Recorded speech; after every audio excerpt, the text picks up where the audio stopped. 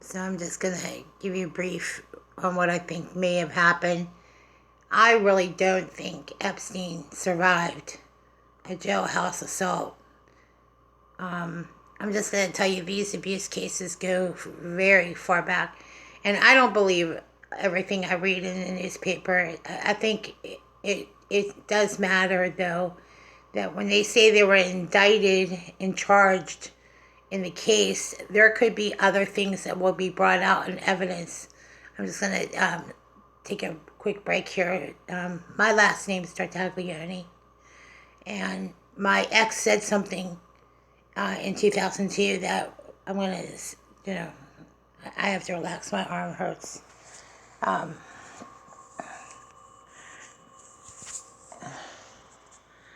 my ex and I were at church in 2002, and he said something about a cop killing and a beheading, but nothing quite like what I thought, you know.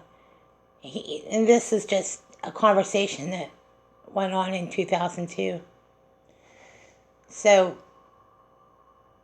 I find it really hard to believe that if the way that everything went down from what it was reported, I'm going to give you what I think happened.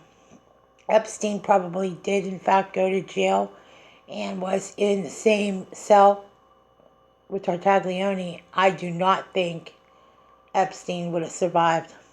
Not even. I'm a domestic violence survivor.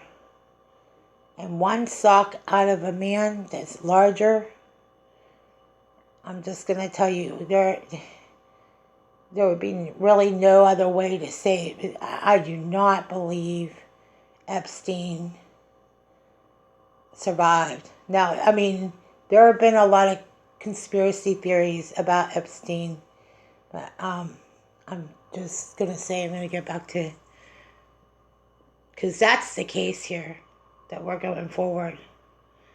Those abuse cases go back to 1999.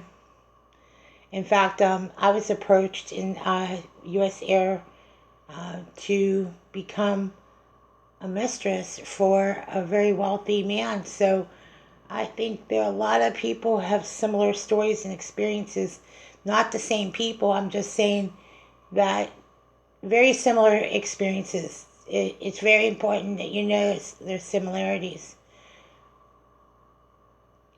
The North Carolina abuse cases, those cases go back to 1999, and all the other thing with Weinstein exposed, and also the rapes and abuses that went on all through New York City, Pittsburgh, all through the region. All of it's being exposed, and everyone that covered up, or anyone that was covering up for it, there is no real cover up. What I think is that when people cover up, they're only hurting themselves.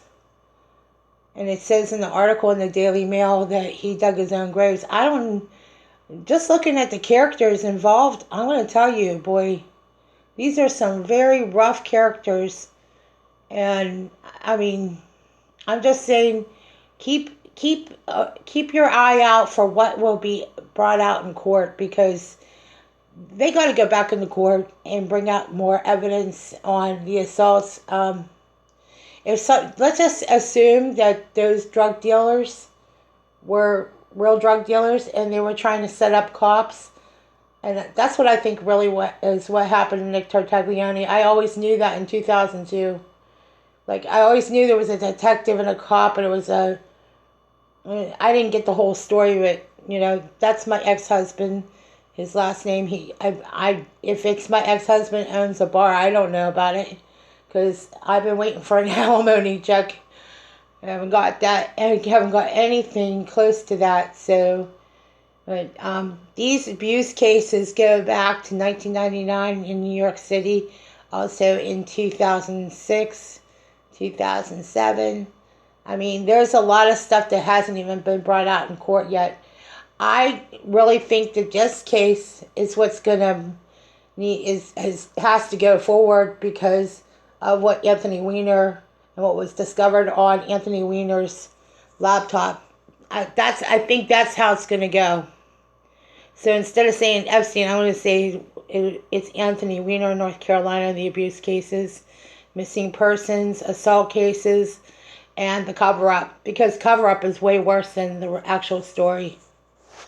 That's just my assessment.